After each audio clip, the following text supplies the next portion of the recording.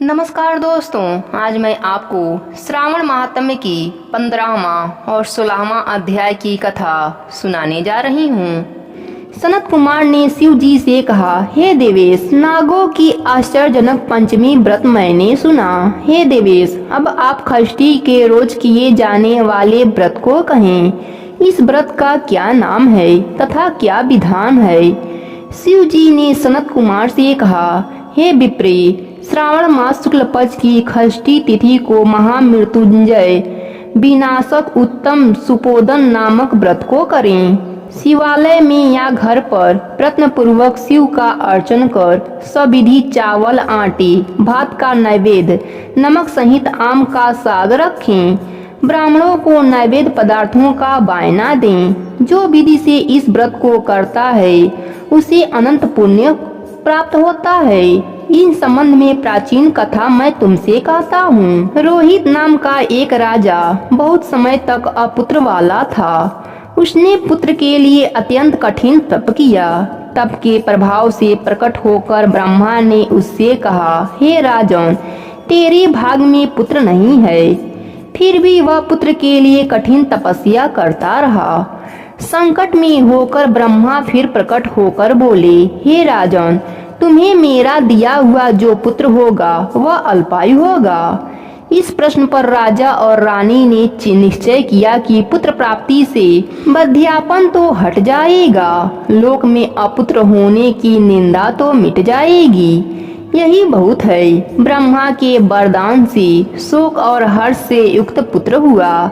राजा ने जात कर्म आदि संस्कार यथा विधि किए। दक्षिणा नाम वाली रानी तथा राजा रोहित ने स्नेहवश उसका शिवदत्त यह नाम रखा। मन में डरते हुए भूमिपाल ने उस लड़के का उपनयन संस्कार किया। मृत्यु के भय से विवाह नहीं किया। जब 16 साल का हुआ तो उसकी मृत्यु हो गई। उस ब्रह्मचारी पुत्र के मरण की याद में राजा बहुत ही चिंता में रहने लगा, क्योंकि जिस वंश में ब्रह्मचारी का मरण होता है उसका क्षय हो जाता है। सनत कुमार ने शिव से पूछा कि क्या इसका कोई उपाय नहीं? यदि कोई उपाय हो तो मुझसे कहें, जिसे करने से दोष की शांति हो। ईश्वर ने सनत कुमार से कहा, हे सनत कुमार, यदि स्नातक या ब्रह्मचारी आदि हो, अर्घ विधि से विवाह संयोग कर पेड़ तथा ब्रह्मचारी को मिलाकर देश काल गोत्र नाम को कहें। यह कहें कि मेरे ब्रह्मचारी की शांति के लिए वैश्विक व्रत करता हूँ। देश काल को याद करके कहें, मैं अर्क विवाह करूँगा। सोने से अभिधिक कर पीपल शाखा तथा सबको हल्दी और तेल से द्वारा लेप कर पीले सूत से वेष्टिक करें। 2 पीले कपड़े द्वारा आच्छादित करें। अग्नि स्थापना कर विवाह विधि द्वारा अघारांत हवन कर अग्नि में बृहस्पति कामाचार व्याहितों से होम कर स्विष्टकृत संयंग होम कर कर्म को समाप्त करें। यथा विधि पीपल की डाल तथा मृत की सबको जला दें। करने योग्य हो तो उसके लिए इस व्रत को 6 साल तक करें। ईश्वर ने सनत कुमार से कहा, हे विप्रच्छ, राजा ने ब्राह्मणों से इस विधि को श्रवण कर अपने मन में विचार किया कि यह अमुक अर्क विवाह मुझे उत्तम नहीं लगा। विवाह ही मुख्य होना उचित है, जिससे मेरे जीव के वास्ते कोई बालिका नहीं देता। मैं राजा हूँ, जो कोई इसको अपनी लड़की देगा उसे मैं रत्न तथा बहुत सा धन दूंगा। उसके नगर में एक ब्राह्मण रहता था। वह दूसरे देश को गया हुआ था। उसकी प्रथम पत्नी की मृत्यु हो गई थी, जिसकी एक लड़की थी।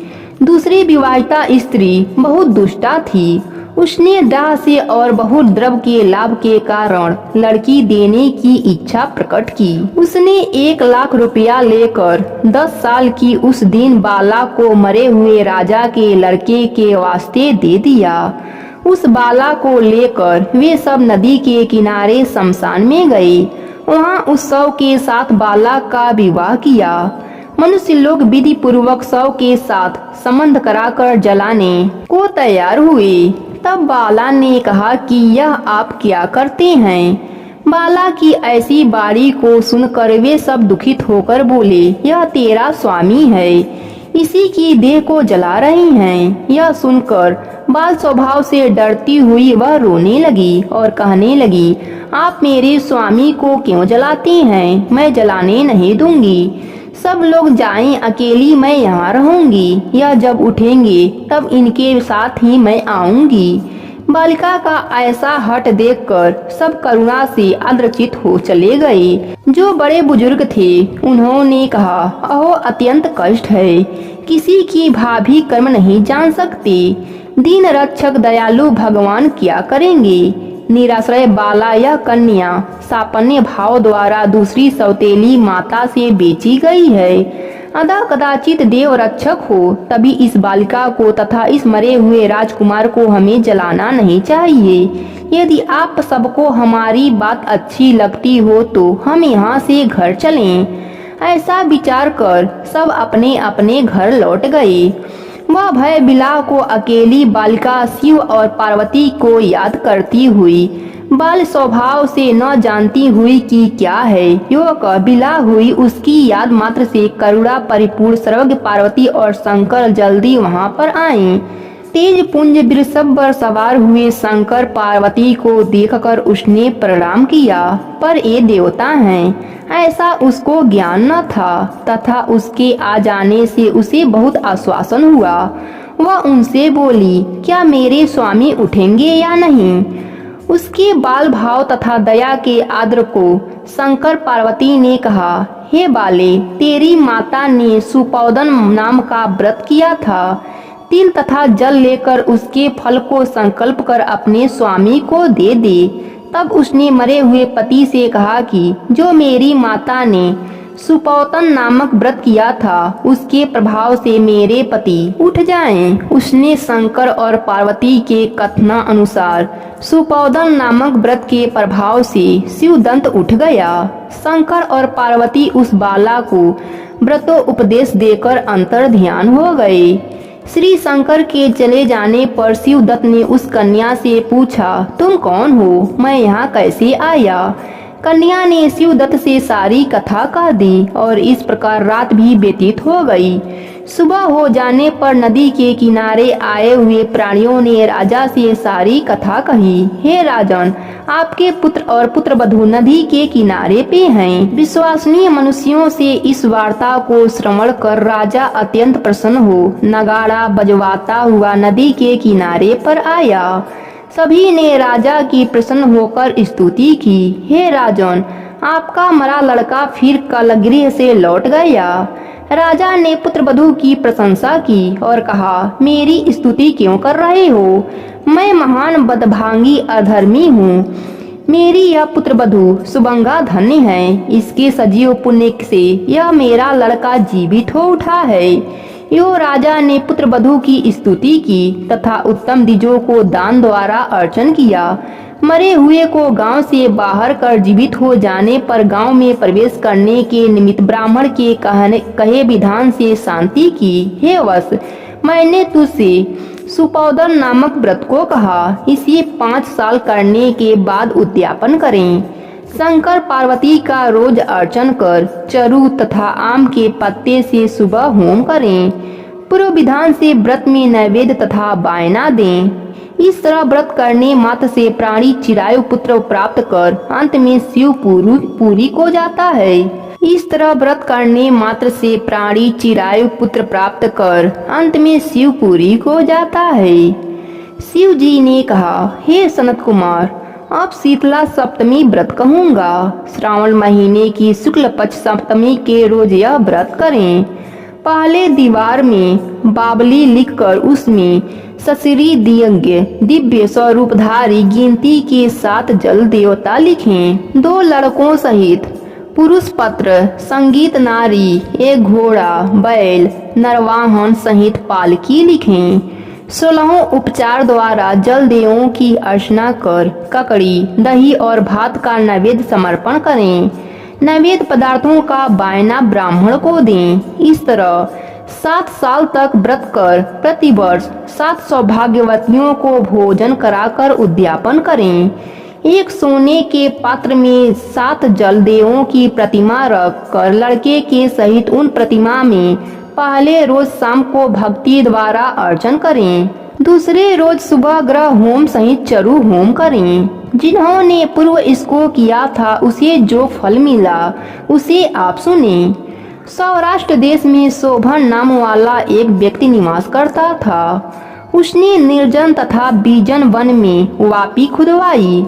उसमें उतरने के लिए तथा बहुत धन खर्च कर पशुओं के निमित्त जलपान दृढ़ पत्थरों की रमणीय सीढ़ी का निर्माण करवाया, जो बहुत टिकाऊ और मजबूत थी, जिसके चारों ओर थके हुए पथिकों के लिए वृक्षों से संयुक्त बगीचे का निर्माण कराया। उस बावली का पानी सूख जाने पर बिंदु मात्र जल भी न मिला। उसी समय दुखी हो धनी से कहा कि मेरा परिश्रम व्यर्थ हुआ तथा धन भी व्यर्थ में खर्च हो गया।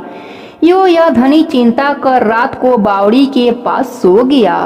उसी समय सपने में धनद को जल देवों से ने आकर कहा, हे धनद, जल निकालने का उपाय सुनो। यदि सागर अपने पौत्र को हम लोगों के लिए बलि दो तो यह बावली उसी समय जल से भर जाएगा। इस प्रकार सपना देखकर धनिक ने अपने गृह आकर अपने पुत्र से सपने की सारी कथा कही। द्रविड़ नाम वाला जो धनत का पुत्र था वह भी धर्म तत्पर था। उसने पिता से कहा, पिताजी, मेरे तथा मेरे पुत्र के भी आप जन्मदाता हैं। उसमें भी यह धर्म का काम है। इससे आपको क्या विचार करना है, क्योंकि धर्म अस्थाई तथा पुत्र आदि सब नाशवान है। अल्प मूल्य से बड़ी चीज का मिलना कठिन कहाँ है। मेरे सिंतांशु तथा चिनांशु नाम वाले 2 लड़के हैं। उनमें बिना विचारे बड़े सिंतांशु नाम वाले लड़के की बलि दे दें। पर हे पिताजी, यह बात स्त्रियों से गुप्त रखें। इधर मेरी पत्नी पुनः गर्भवती है, प्रसव निकट है, वह पिता के घर जाने वाली है। उसके साथ मेरा छोटा पुत्र भी जाएगा, तब यह कार्य सुगम होगा। तभी पिता के गृह के उसकी पत्नी का बुलावा आया तो सुशीला ने अपने ससुर से कहने मात्र से वैसा तुरंत ही किया। उसके जाने के बाद पिता और पुत्र दोनों ने उस सिंतांशु लड़के की देह में तेल लगाकर नहलाया तथा रमणीय कपड़े और भूषणों से उसे भूषित किया। वरुण नक्षत्र पूर्वाषाढ़ के आ जाने पर प्रशंसा से उस बावली के किनारे पर उस लड़के को खड़ा कर दोनों ने कहा, इस लड़के की बलि से जल देवता प्रसन्न हों। उसी क्षण उस पुत्र की बलि से क्षुधा तुल्य जल से बावड़ी पूर्ण हो गई। दोनों बावड़ी को जल से भरा देख प्रसन्न और पुत्र के नाश से दुखित हो अपने घर लौट आए। अपने पिता के घर सुलीता तीसरा लड़का पैदा कर 3 मास बीत जाने पर अपनी ससुराल चली आई। उसी बावली के पास आई तो उसे जल से परिपूर्ण देखकर विस्मय हो प्राप्त होकर उसमें स्नान करके बोली कि मेरे ससुर का उद्योग तथा धन का खर्च यथोचित हुआ। उसी रोज श्रावण महीने के शुक्ल पक्ष की सप्तमी तिथि थी। सुशीला ने शीतला का शुभ व्रत कर वहीं पर ही दही तथा चावल मंगलाकर रमणीय पाक बनाया। जल देवता का अर्चन कर दही चावल और ककड़ी का नैवेद्य देकर बायना ब्राह्मण को दे दिया। अपने साथ वालों के सहित स्वयं भी उसी दही चावल और ककड़ी का भोजन किया। वहां से सुशीला का गांव 4 कोस पर था। जब वहां से रमणीय पालकी पर सुशीला सवार होकर घर की ओर दोनों लड़कों के सहित चली तो आपस में से जलदेव कहने लगे कि इसका लड़का दे देना चाहिए, क्योंकि बड़ी सुबुद्धि से इसने हम लोगों का व्रत किया है। इसके व्रत के प्रभाव से नवीन पुत्र दे दें। यदि पूर्व का उत्पन्न लड़का नहीं दिया तो हमारी प्रशंसा का क्या फल होगा। इस प्रकार दयावान जलदेवों ने आपस में बातचीत कर उसे जल के बाहर निकाल कर विदा कर दिया। माँ को देखकर लड़का माँ के पीछे भागता हुआ हे माता जी ऐसा कहकर पुकारा। तब लड़के की ऐसी बाड़ी सुनकर माँ ने मुड़कर देखा। सुशीला अपने लड़के को देखकर चकित हो उसको गोद में बैठाकर सूंघने लगी, पर उससे कुछ नहीं पूछा। सोचा कि यदि इससे पूछूंगी तो यह डर जाएगा। वह अपने चित्त में विचारने लगी कि यदि इसे यहाँ से चोर ले जाते तो इसका अलंकारों से भूषित होना बड़ा कठिन था। यदि 50 कंकड़ लाए होते तो वे कैसे छोड़ते, और घर के संबंधी गढ़ की चिंता समुद्र में गोता लगा रहे होते। ऐसे विचार युक्त हो सुशीला के अपने मकान का दरवाजा आ जाने पर उसके घर आने का समाचार सुनकर उसकी सास ने द्वार खोला। अब पिता पुत्र दोनों विचार मग्न हो कहने लगे कि सुशीला क्या कहेगी तथा उसके पूछने पर उससे हम लोग क्या कहेंगे। इसी बीच तीनों बालकों के सहित सुशीला ने प्रवेश किया तो उसके पति ने प्रसन्न होकर पूछा, हे सुशीले, तूने किस पुण्य या किस व्रत को किया था? हे भामिनी, तुम धन्य हो तथा पुण्यवती हो। इस शीतांशु को मरे आज 2 महीने बीत गए, परंतु तुमने फिर इसे कैसे प्राप्त किया? जाते समय यहाँ से एक लड़के को ले गई और आते वक्त 3 पुत्रों सहित आ गई। हे शुभ्रे, वंश का उद्धार तुमने किया। हे शुभानने, मैं क्या तुम्हारी स्तुति करूं? यो पति ने प्रशंसा की और ससुर ने प्रेम से देखा। सास ने भी स्तुति की। प्रसन्न होकर उसने कहा, यह सब सुमार्ग पुण्य का फल है। वे इस संसार में मनोअभिलाषित भोग उपभोग कर परमानंदित हुए। हे वश, आपसे यह शीतला सप्तमी व्रत कहा। इसमें दही, चावल, ठंडा शीतल ककड़ी फल, बावली, जल तथा शीतला देवता कहे गए हैं। इसे करने वाले तापत्रय से मुक्त होते हैं। इस कारण श्रावण महीने की शुक्ल पक्ष की सप्तमी का नाम यथार्थ शीतला सप्तमी हुआ। आज की कथा यहीं पर समाप्त होती है। प्रेम से बोलिए भगवान शिव शंकर की जय हो।